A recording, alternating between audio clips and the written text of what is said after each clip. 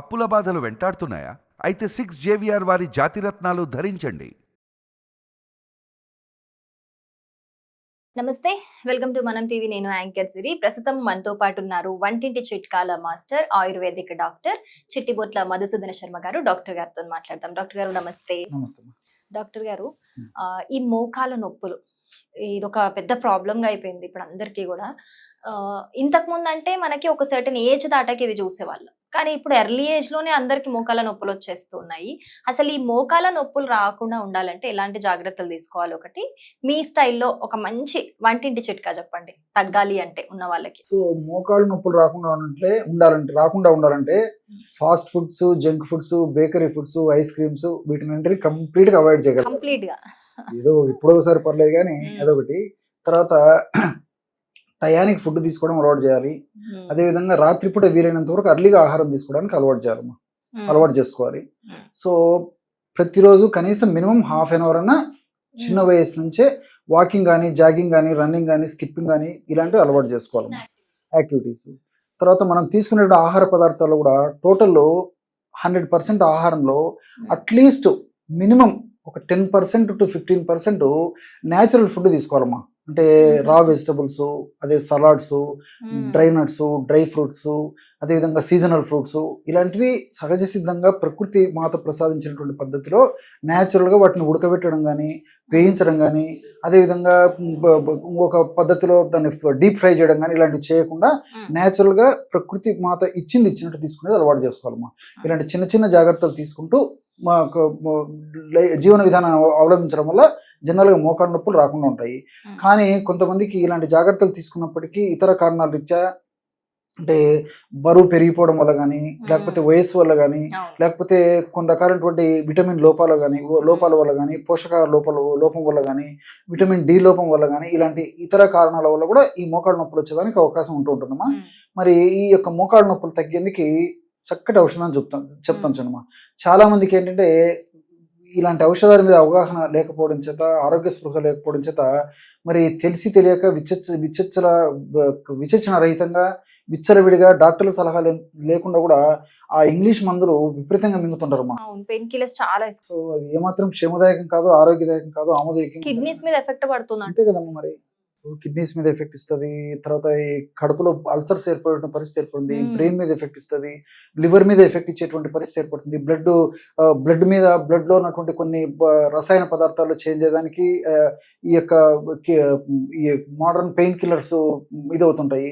ఈ విధంగా number of side problems వస్తుంటాయమ్మా. కాబట్టి అందుకే వైద్యులు కూడా తప్పని పరిస్థితిలోనే పెయిన్ కిల్లర్స్ వాళ్ళు సజెస్ట్ చేస్తుంటారు అనమాట. కానీ మన వాళ్ళు ఏమంటే చెప్తే వాడు ఏదో కొన్నాళ్ళు వాడమని చెప్తే మన వాళ్ళు దీర్ఘకాలం పాటు కూడా వాడుతుంటారు అన్నమాట. అది మంచిది కాదు. ఇప్పుడు నేను చెప్పబోయేటువంటి రెమెడీ చాలా సమర్థవంతంగా పనిచేస్తుంది. దీర్ఘకాలం పాటు వాడినప్పటికీ అన్ని సైడ్ బెనిఫిట్స్ ఉంటాయి, ఇలాంటి సైడ్ ఎఫెక్ట్స్ ఉండవమ్మా. అలాంటి చక్కటి ఔషధాల్లో ఇప్పుడు చెప్పబోయేటువంటి ఔషధం కూడా ఒకటి చాలా చక్కగా పనిచేస్తుంది, అశ్వగంధ చూర్ణం అమ్మా. సో అశ్వగంధ మనకందరికి తెలుసు కదమ్మా. సో మార్కెట్లో అశ్వగంధ చూర్ణం దొరుకుతుంది. ఒక 50 గ్రాములు అశ్వగంధ చూర్ణం తీసుకోవాలి. ఇందులో 50 గ్రాములు శొంఠి పొడి కలుపుకోవాలి, 50 గ్రాములు వాము పొడి కలుపుకోవాలి, 50 గ్రాములు పసుపు పొడి కలుపుకోవాలి. అశ్వగంధ, శొంఠి, వాము, పసుపు వీటన్నిటిని ఒక్కొక్కటి 50 గ్రాముల చొప్పున తీసుకోవడం వల్ల, అంతా కలపడం వల్ల దాదాపు మనకి 200 గ్రామ్స్ పౌడర్ రెడీ అవుతుందమ్మా. 200 గ్రామ్స్ పౌడరు నేను లెక్క కూడా చెప్తాను చూడమ్మా. అది మనకు 40 డేస్ రావాలి. 40 డేస్ 200 గ్రామ్స్ పౌడర్. సో రోజు 5 గ్రామ్స్ పౌడర్ వాడుకోవాలి. ఉదయం ఆహారానికి ఒక అరగంట ముందు, రాత్రి ఆహారానికి ఒక అరగంట ముందు, 1/2 teaspoon morning, 1/2 teaspoon night. అంటే 2.5 గ్రామ్స్ మార్నింగ్, 2.5 గ్రామ్స్ నైట్, అంటే 1/2 టీ స్పూన్. తేనె వాడదైనటువంటి వాళ్ళందరూ కూడా తేనె కలిపి తీసుకోవచ్చు.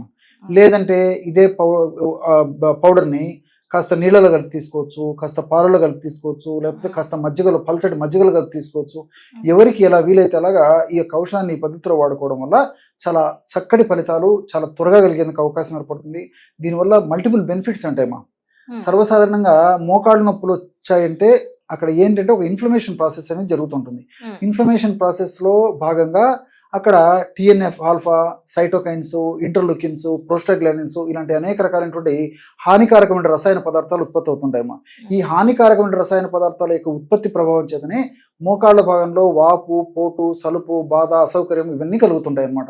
కాబట్టి ఈ యొక్క ఔషధాన్ని వాడుకోవడం వల్ల ఇందులో ఉన్నటువంటి ఔషధ గుణాలు, రసాయన తత్వాలు ఏవైతున్నాయో ఇవి ఈ ఫ్రీ రాడికల్స్ అని చెప్పబడేటువంటి మన దేహానికి హాని చేసేటువంటి ఈ పదార్థాలు ఏవైతే ఉన్నాయో వాటి యొక్క ఉత్పత్తిని తగ్గించడమే కాకుండా వాటి యొక్క పని సామర్థ్యాన్ని తగ్గించడం వల్ల మోకాళ్ళను ఆరోగ్యవంతంగా ఉంచేందుకు ఇప్పుడు నేను చెప్పినటువంటి ఔషధం ఉపయోగపడుతుందమ్మా. అంటే నొప్పి తగ్గిపోతుంది, పోటు తగ్గిపోతుంది, సలుపు తగ్గిపోతుంది. అదేవిధంగా కొంత మరి వయసు వచ్చే కొద్ది కూడా మరి చిన్న వయసు నుంచి మోకాళ్ళ అరుగుదల ఈ మధ్యలో చాలా మందికి వస్తుంది. మోకాళ్ళ అరుగుదల కూడా కంట్రోల్ అయ్యేందుకు కూడా ఈ ఇందులో ఉంటే రసాయన పదార్థాలు, ఫర్ ఎగ్జాంపుల్ ఈ అశ్వగంధలో ఉన్నటువంటి విథనాలాయిడ్స్, విథనాలు ఇలాంటివి, అదేవిధంగా శొంఠిలో ఉన్నటువంటి ఈ కుర్కుమిన్, జింజరాలు, షాగోలు ఇలాంటి రసాయన పదార్థాలు, పసుపులో ఉన్నటువంటి కుర్కుమిన్ అనేటువంటి రసాయన పదార్థము, అదేవిధంగా వాములో ఉన్నటువంటి థైమాలు, ఈ థైమోక్వినాలు ఇలాంటి ఫ్లేవనాయిడ్స్ ఇలాంటి రసాయన పదార్థాలు ఇవన్నీ కూడా ప్రత్యక్షంగా పరోక్షంగా మోకాళ్ళ భాగాన్ని ఆరోగ్యవంతంగా ఉంచడమే కాకుండా మోకాళ్ళ భాగంలో ఉన్నటువంటి ఆ యొక్క అనారోగ్యకరమైనటువంటి వాతావరణం అంతా దూరం చేసేందుకు చాలా చక్కగా సహకరిస్తాయి. ఓకే, ఈ జనరేషన్ లో చాలా చిన్న వయసు నుంచి కూడా కొంతమంది నడవలేకుండా ఉండడం, మెట్లెక్కలేకుండా ఇబ్బంది పడడం, అలాంటి వాళ్ళు కూడా ఇది వాడుకోవచ్చు. ఏ వయసు వాళ్ళనా వాడుకోవచ్చు. చిన్న వయసు వాళ్ళైతే సగం డోస్ తీసుకుంటే సరిపోతుంది.